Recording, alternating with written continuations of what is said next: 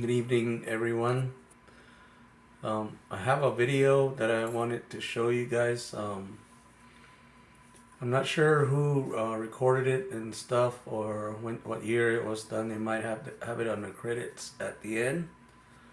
But it's an old video of our people from Songoopavi and probably other villages. It has our great grandfather Peter Navamsa Sr., who was the first Hopi chairman, and along with I think my mom is on there, and some of my grandmothers and other relatives from the village. I hope you all like it, and I hope the sound is good. So here it goes.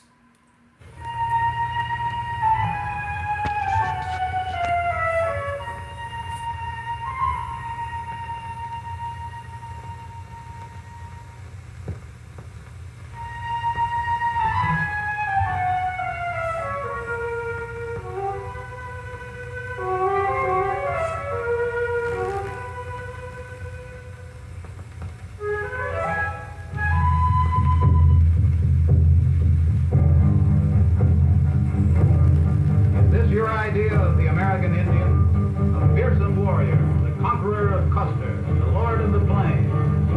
This is the noble red man, as pictured in most history books and on many nickels. This is another idea of the American Indian, a shiftless, destitute bum who works too little and drinks too much, unequipped to meet a strange, impinging world, spending a day on the town in Gallup, New Mexico, to be exploited and rejected. These too are American Indians, and they look almost nothing like that proud horseman or that unfortunate pedestrian you've just seen. There are, in fact, as many kinds of Indians as there are many kinds of white men. These are Hopis. They've lived here in northern Arizona longer than any other group of Americans has lived anywhere on this continent. These early pioneers moved onto their land 1,000 years ago, built a way of life, and still walk their road in serenity.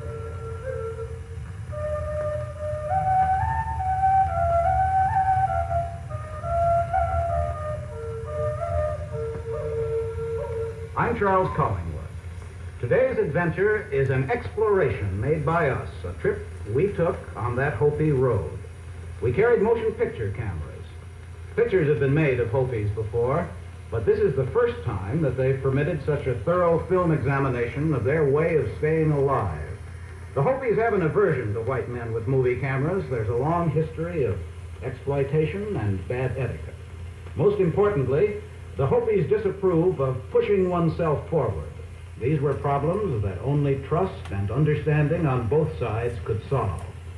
Our film crew was able to make a picture because Hopis in the village of Shungopavi, where we worked, believed that with knowledge there is understanding, and that their story is worth knowing.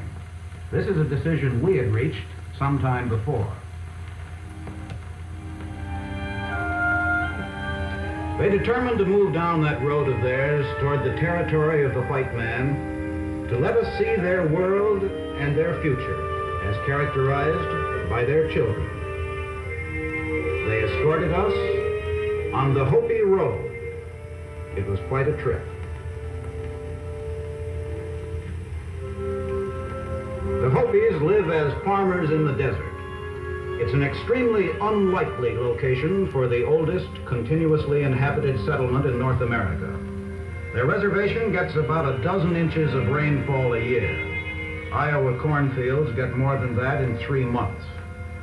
That's so little and so unreliable that the Hopis have to be very scientific farmers just to eat. For 1,000 years, they have cajoled and coaxed a crop from a land which no white man would even try to farm. They plant their peculiar breed of corn down deep, where it's cool. It must be protected from a variety of killers, including sandstorms and cutworms and jackrabbits. From a long line of agricultural historians, they have learned where every spot of dampness lies. That's where the corn is planted. And here lies the test of Hopi will. the will to labor and to survive. Because they sometimes lose the annual skirmishes, the Hopis store a year's supply of corn in their homes, wagering a thin diet against the possibility of no diet at all. This land must support their sheep, too. Sheep can find food where food almost doesn't exist.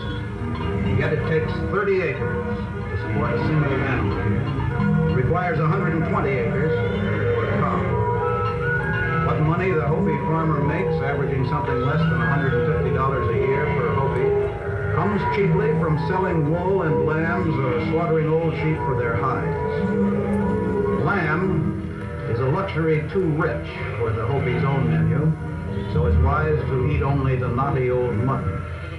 It used to be that a Hopi shepherd ran many sheep on his land, but drought has cut the number. The government instituted a stock reduction plan to save the dry reservation from destruction by erosion. It may have been the only thing to do. The Hopis didn't understand it very well. It belittled the wisdom of centuries of living in the desert. They do not comprehend the taking over of their rights. Nor do their white neighbors, huddled along the flashy main street of America, Highway 66, seem to comprehend. They're interested in the Indians, perhaps, as curios,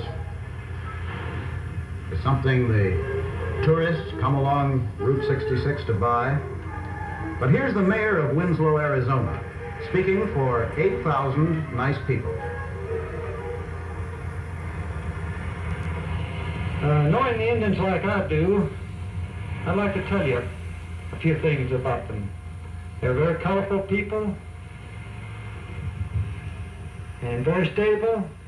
We employ a lot of them in our community here and find them that they're the best source of labor supply.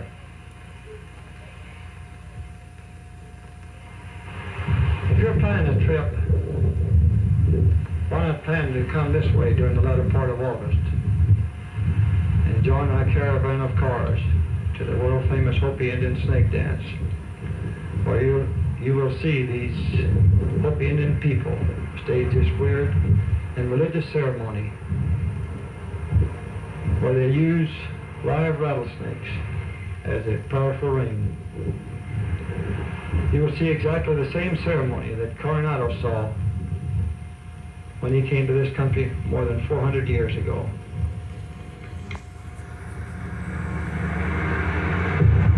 We have 400 to 600 people that join this caravan every year, some of them from all over the world. Last year we had 6 foreign nations represented in this caravan. We had people from Germany, England, Denmark, Honolulu, and Japan. Those snake dance caravans have roared into Hopi land uninvited for many years. The Indians' religious ceremonies are widely advertised by the Chamber of Commerce of Winslow. Could it be they don't understand? Yet no Hopi has ever seen a garish billboard in an Arizona city screaming, "Don't miss the high mass." Here is Peter Nuvamsa, an elder of the Hopi village of Shungopavi. Well, my friends, I'm sorry what I have to say, but it would be for your benefit and to our benefit. In the years past, we have some people that are coming in from outside to attend our dances and ceremonies. We found out that there are some people who are coming as a bunch of scornful or ridiculous, with disrespect, of whom we are not glad to have them come around again.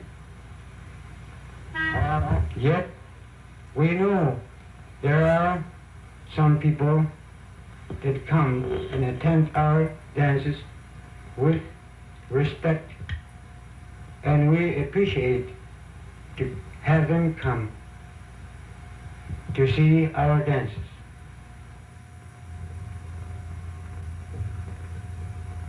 And there is another conflict, too. Perhaps the Hopis are starving themselves unnecessarily. The Chamber of Commerce is interested. On their reservation, there are an estimated 15 billion tons of coal. And someday, this will be developed. And according to the geologists, there's possibly oil reserves there. But at the present time, the tribal council has not permitted them to drill any test holes. But someday this oil land will probably be developed, and you will see the same situation that you saw in among the Oklahoma Indians years ago, where the Indians all had money, were driving packet cars, had 2 or 3 sewing machines. What could they be waiting for? It isn't selfish or evil to want an easier way of life. The government that administers the reservation knows about economics. For less than 70 years, the government has been here, sometimes protective, sometimes paternalistic, and sometimes enlightening.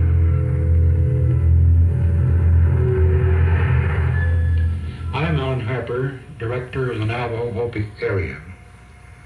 And this is Window Rock, the central headquarters of the United States government in the administration of these 2 tribes, who occupy an area of over 16 million acres in the Southwest.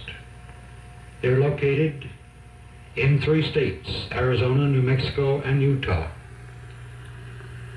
They wring a living, a bare subsistence living, from a very unwilling soil, a land of little rain, as Mary Austin called it.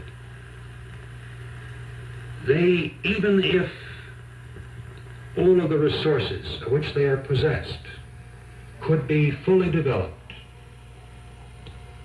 those resources could not support more than half of their numbers on a bare subsistence level. You've all heard of great discoveries of uranium and oil in this area. Actually, no discoveries have been made on the Hopi Reservation. It is believed, however, that a vast and potentially rich deposit of oil does exist in the Hopi country. As yet, no leases for oil land in the Hopi country have been made. The issue of issuing leases, oil leases, has divided the Hopi people. The more traditional members of the tribe fear the wealth that would come to the Hopi people because of oil development, because wealth would destroy what is most precious of all, the Hopi way. Here are people who hesitate on the brink of prosperity and don't know what to do. Here are people who don't know whether they want to be rich. So these, we are told, are people who can't make up their minds whether they want to be rich. There are those who do, and there are more who, for some reason, want to stay right here in the dust and thirst in their homes of early American style. There is no running water up here.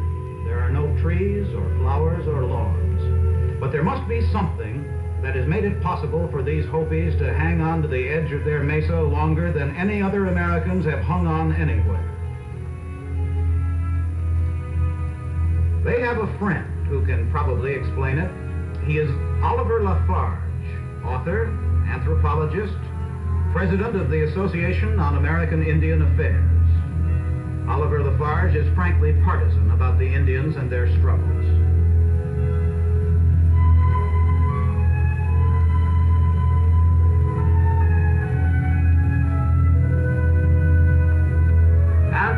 geologists know that people always strive for permanence and stability. When material measures aren't enough, as in this poverty-stricken land, they turn to the supernatural world for help. These are kivas, similar to those ceremonial chambers we have found in the ancient ruins of the Hopi's ancestors. They are partly underground and constructed with holes in the roofs. Ladders lead down into them, and they are built this way for a reason. Long ago, the Hopis say, when the earth was first formed, the people came up from another world beneath the ground.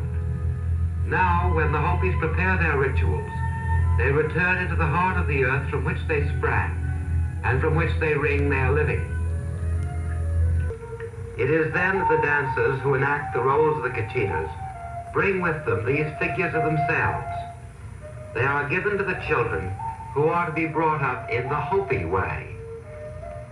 They are not idols, they are reminders.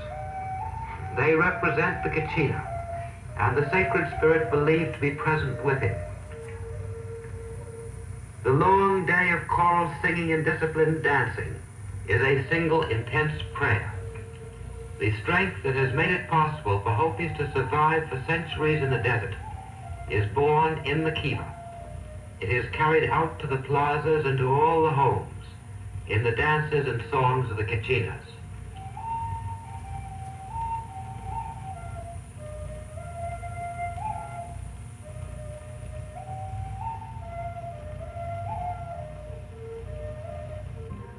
Inside the Hopi home, things are quite different from what we find in most parts of the country. There are many people of all ages, because the Hopi's family is a large and complex one. The homes belong to the women. Their daughters, their daughters' husbands, and the grandchildren are all part of the family. Uncommon, too, is the Hopi attitude toward children, for the Hopi child is the heart of the home. He is treated as a personality with a dignity of his own. He is not considered a little adult, but still has many responsibilities. Discipline is a very gentle thing, and the rare punishments are performed by relatives other than the parents.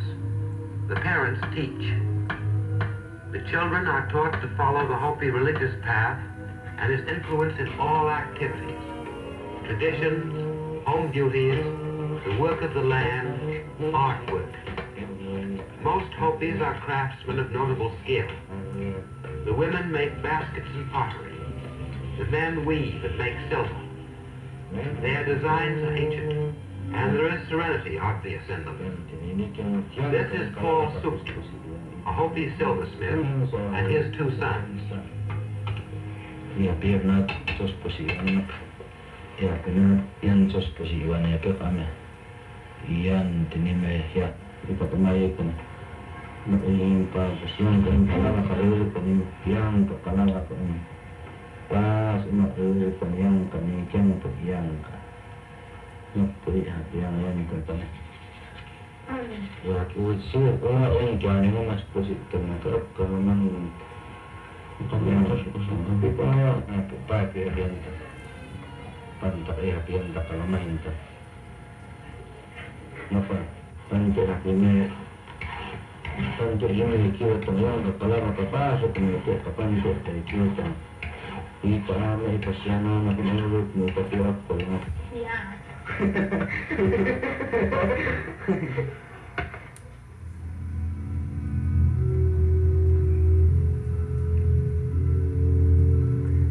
Hopi family can't be other than a tight unit because most Hopi homes consist of a large single room and a place for storage. Everyone sleeps there, eats there, works there, lives there. It is clean, not cluttered. The home is primarily for the people, not for things. Teaching and learning are parts of the happy family relationship. Here are 3 generations together, while the youngest learns the ancient art of making basket plaques with their stylized ceremonial designs. Hopis see their children as those who will carry into the future the values that are more important than the small things in an individual's life. Here is an Army veteran, the son of Peter Navamsu, whom you have already seen, passing the traditions on to his son. They all believe that the important thing is the integrity of being a Hopi, with each young life blending easily into the continuing life of the tribe, the clan, and the family. For that reason, parenthood, in its fullest sense, is the highest station for a Hopi.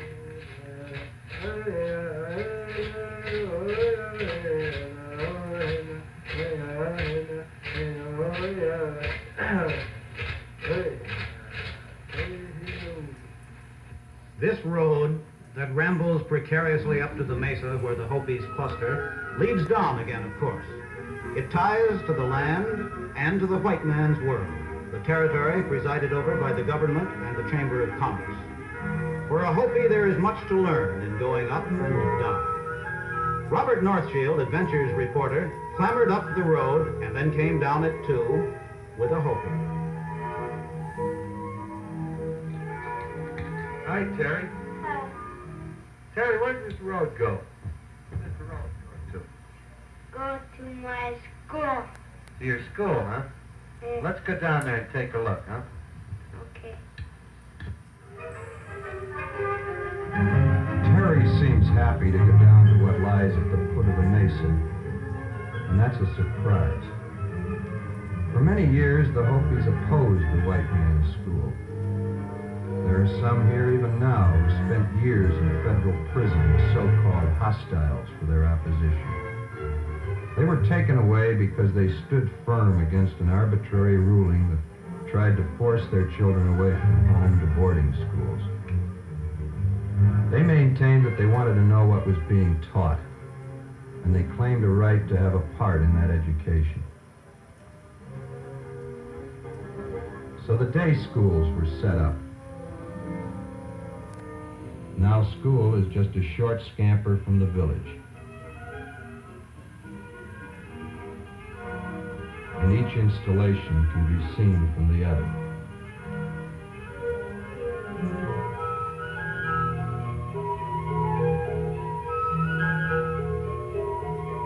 The Shungopavi Day School doesn't look much different than any country school.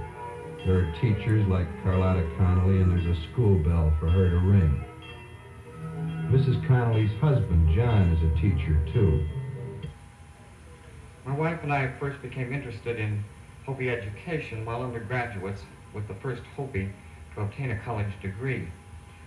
We were primarily interested in rural education in Arizona, but we soon became aware that Indian education was a major aspect of that problem. We have been teaching at Shungopavi since my discharge from the Army in 1944. Our first problem was to know the people so that we could know their children. We believe that the education of the child is a cooperative undertaking between the family and the school and the community. We had heard that there was Hopi opposition to the school, but looking back into the records, we found from the beginning that what the Hopis had opposed was the separation of the child from his home and taking them away to boarding schools. They wanted to know what their children were learning. And this led to the establishment of the Hopi day schools. The struggle of the Hopis from 1887 to 1893 for a school and home education for the child is recognized now by modern educators as sound educational practice. In this, as in many other things, we have learned not to underestimate the studied judgment of the Hopi. With adequate facilities, especially for high school education, we have every reason to believe there will be more and more Hopis attending our state colleges and universities. Let us not forget that out of our own pioneer experiences, we have learned much, and that the pioneer experiences of the Hopis in this country took place over 1,000 years before our own. Here is the primary teacher, Atali Lolama. Her children take random scribbles that they make on drawing paper and use imagination to find pictures in the scribbles. Then she helps them describe the pictures in Hopi and English and in bright colored chalk. All right, now, if we're going to do the story of the Little Red Mouse, what happened to the Little Red Mouse? Do you know where the Little Red Mouse is? Yes, I've got it in my desk. You have the red mouse in your desk? Yes. With the older children who are more self-conscious, we find that puppets are helpful with oral language because attention focuses on the puppet rather than on the speaker. These puppeteers have created the characters to dramatize a Hopi folk tale about a village where a hawk was eating more than its share of the wild rabbits